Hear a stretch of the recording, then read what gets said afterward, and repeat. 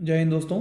आज हम आपके लिए लेके आए हैं कोचिन शिपयार्ड। कोचिन शिपयार्ड में आज 10 जनवरी को एक भयंकर तेजी देखने को मिली है। शेयर ने आज अपर सर्किट मार दिया और अपर सर्किट के साथ साथ एक महीने में इसने 25% का रिटर्न दिया, जो कि बहुत ज्यादा है। मतलब अगर आपने 100 रुपए शेयर में लगाए होते तो आज वो शेयर 125 रुपए पहुंच चुका था एक महीने के अंदर। 25% का रिटर्न अगर बैंक अकाउंट में बात करें तो एफडी पे लगभग हमें 4 साल में देखने को मिलता है। इतना क्या हुआ कोचिन शिपयार्ड में अचानक से, जो ठंडा पड़ा शेयर अचानक से इतना गर्मा गर्म हो गया, तो उसकी क्या वजह थी, इस बारे में हम चर्चा करेंगे। और साथ ही हम ये भी चर्चा करेंगे क्या हमें इस शेयर में कूदना चाहिए, क्या ये शेयर और ऊपर जा सकता है। तो हम कुछ चीजें आपके सामने लाने की कोशिश करेंगे, उनके बेसिस पे आपको डिसाइड करने में आसानी हो जाएगी कि क्या हमें इस शेयर में जंप करना चाहिए या दूर रहना चाहिए। चलिए देखते हैं कि सबसे पहले तो आज क्या हुआ। एक कंपनी की न्यूज निकल के आ रही थी। The company has declared stock split from 10 rupees per equity share to 5 rupees per equity share. Company ने अपनी 10 रुपए की फेस वैल्यू के शेयर को 5 रुपए कर दिया। इसका मतलब क्या हुआ, पहले तो मैं आपको ये समझा दूं। मान लीजिए कि आपने किसी समय, अभी नहीं, किसी टाइम 1000 शेयर खरीद रखे थे और 1000 शेयर आपने इसके सपोज कर लेते हैं 400 रुपए पे खरीदे थे। तो 400 रुपए पे अगर आपने 1000 शेयर खरीदे थे तो आपने कितने रुपए के शेयर खरीद लिए? बेसिकली आपने खरीद लिए इसके 4 लाख रुपए इस पे लगा के 1000 नंबर ऑफ शेयर्स खरीद रखे। आज अगर इन शेयर्स की वैल्यू देखें तो आज ये 400 रुपए 800 रुपए हो चुकी हैं और 800 रुपए होने के बाद में आपकी जो वैल्यूएशन पहुंच गई होगी वो 8 लाख रुपए पहुंच गई होगी। ठीक, मतलब मोटा मोटी अगर हम आपको देखें तो आपका पैसा डबल हो चुका है और आपको 4 लाख का प्रॉफिट चल रहा है और आपके पास नंबर ऑफ शेयर्स कितने हैं? 1000 हैं। लेकिन अब कंपनी ने क्या किया है? अब कंपनी ने 10 रुपए की फेस वैल्यू के शेयर को स्प्लिट करके 5 रुपए पे ले आई है। तो इसका मतलब क्या हुआ कि आपके पास जो 1000 शेयर्स थे, अब वो 1000 शेयर कन्वर्ट हो जाएंगे 2000 शेयर्स। मतलब 1:1, एक शेयर पे एक शेयर और मिल जाएगा। आप, ये बोनस नहीं है, स्टॉक स्प्लिट हो रहा है। ये एक शेयर आपके पास 1000 पहले से था तो 1000 और मिल गए। टोटल आपके पास शेयर्स कितने हो गए? 2000। तो क्या अब सर 2000 गुणे 800 होगा? नहीं, अब ये शेयर वापस से 400 रुपए आ जाएगा और अब शेयर ट्रेड होगा कितने रुपए पे? तो 400 गुणे 2000, तो अभी भी आपका 8 लाख का 8 लाख ही बना है। मतलब ओवरऑल तो अभी भी आप प्रॉफिट में चल रहे हैं। अब नंबर ऑफ शेयर्स जो थे वो बढ़ गए। तो बेसिकली नंबर ऑफ शेयर बढ़ने से क्या फायदा होगा? हमें फायदा कहाँ पे होगा वो तो हम आपको आगे बताएंगे अभी। लेकिन आप अभी मोटा मोटी ये समझिए कि अभी आपके डीमैट में जो शेयर्स थे वो डबल हो जाएंगे कोचिन शिपयार्ड के, अगर आपने ले रखा था तो। चलिए ठीक है, इतनी बातें समझ में आ गई। तो ये एक वजह थी जिसकी वजह से आज कंपनी ने अपर सर्किट मार दिया। एक बात और समझ लीजिए, जब स्टॉक वापस से 400 आ जाता है तो उसका फायदा क्या होता? देखिए, 800 रुपए का स्टॉक जब हो चुका था ये, तो अगर किसी इंसान के पास 700 रुपए हैं और वो कोचिन शिपयार्ड का एक शेयर लेना चाह रहा है तो क्या वो ले पाएगा? ऑब्वियस है, नहीं ले पाएगा। क्यों? क्योंकि शेयर तो 800 रुपए का था। तो बेसिकली मार्केट में शेयर के प्राइस को कम कर दिया गया है। अब 400 रुपए पे ले आए हैं। 400 रुपए पे शेयर आने के बाद क्या होगा? अगर हम देखें तो ज्यादा ऑप्शंस बढ़ेंगे, ज्यादा से ज्यादा लोग इसमें ट्राई करेंगे इसको बाई करने के लिए और बायर्स इसमें ज्यादा आएंगे, जिसकी वजह से इसका प्राइस और तेजी से भागेगा। तो ये एक वजह हो सकती है शेयर को स्प्लिट करने की। चलिए हम आगे देखते हैं।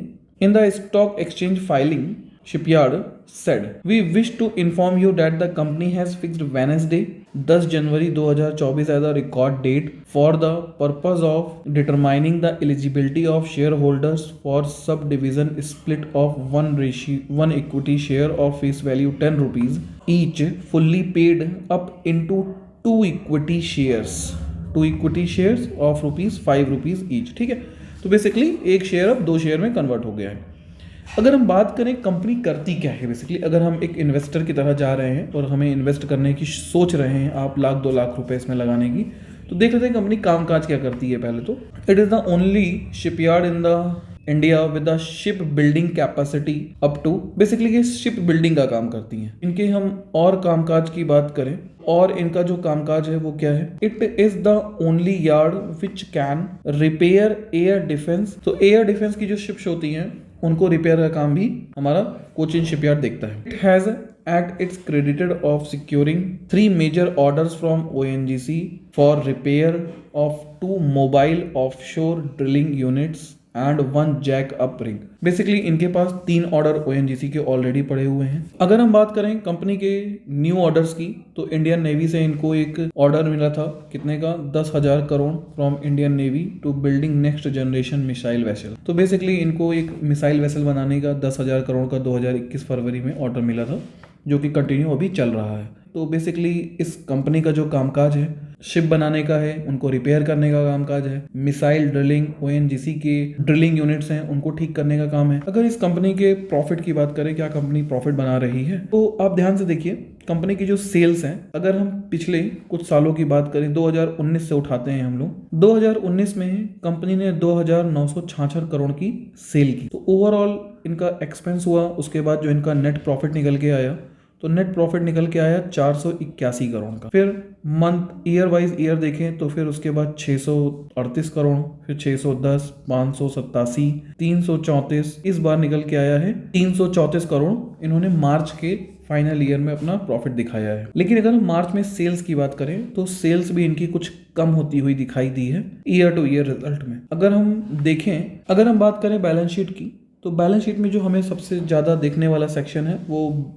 रिजर्व्स का है। कंपनी ने, आप देखेंगे, रिजर्व कॉन्टिन्यूसली अपना रिजर्व ग्रोथ किया है। आज कंपनी के पास में 4,583 करोड़ का रिजर्व है और ये एक बहुत अच्छी बात है। अगर कंपनी को इस समय इन्वेस्टमेंट करना है तो कंपनी के पास पैसों की कमी नहीं है और कंपनी के पास प्रोजेक्ट्स भी हैं इस समय।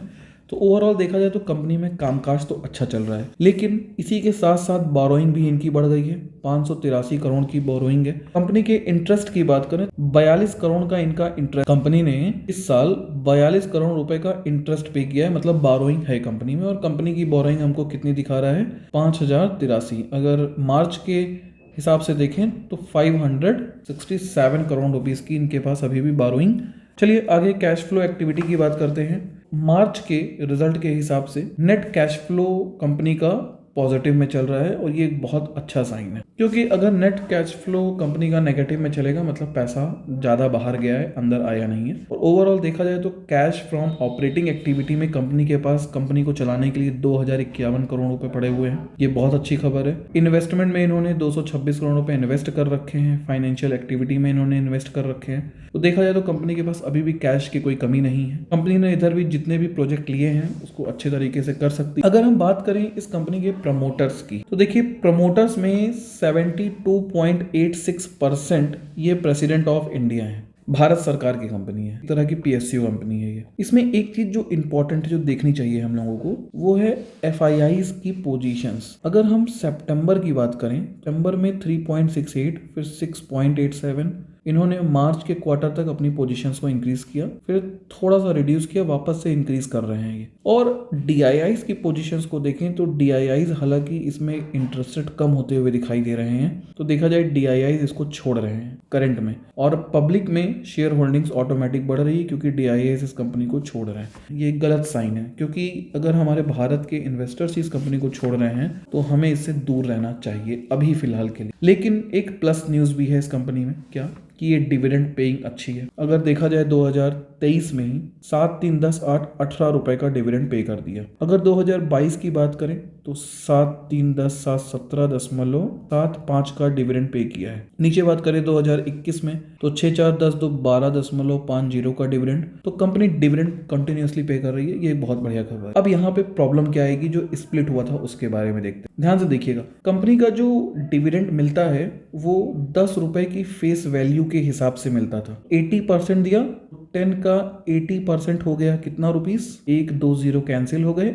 8 रुपीस और 8 रुपए डिविडेंड दिया गया। अब क्या होगा, अब 5 रुपए का परसेंटेज कैलकुलेट करा जाएगा। तो अगर 5 रुपए का 80 करेंगे तो वो जाहिर सी बात है कितना आ जाएगा, 4 रुपए निकल के आ जाएगा। कहने का मतलब है अब डिविडेंड में हो सकता है थोड़ी कमी दिखाई दे, लेकिन आपके नंबर ऑफ शेयर्स ज्यादा है। अगर कंपनी डिविडेंड ज्यादा पे करती है तो उस केस में आपको प्रॉफिट ज्यादा होगा। एक बात और समझने वाली है, ये एक भारत सरकार की कंपनी है, गवर्नमेंट सरकार, भारत सरकार की कंपनी होने के कारण इसको डिविडेंड पे करना ही पड़ेगा। अगर इसका डिविडेंड परसेंटेज फेस वैल्यू के हिसाब से बढ़ता है तो ये आपके लिए एक अच्छी न्यूज़ है। स्टॉक स्प्लिट होने की वजह से 2 न्यूज़ अच्छी निकल के आई। नंबर 1, स्टॉक का प्राइस कम होगा तो इन्वेस्टर ज़्यादा होंगे, अगर आप यहाँ देखें नंबर ऑफ शेयर होल्डर्स की, तो इसमें नंबर ऑफ शेयर होल्डर आप देखेंगे कि बढ़ते बढ़ते आज 2,66,437 शेयर होल्डर्स हो चुके हैं, छोटे बड़े मिला के। ठीक, किसी के पास एक शेयर है तो वो भी कंपनी का शेयर होल्डर है।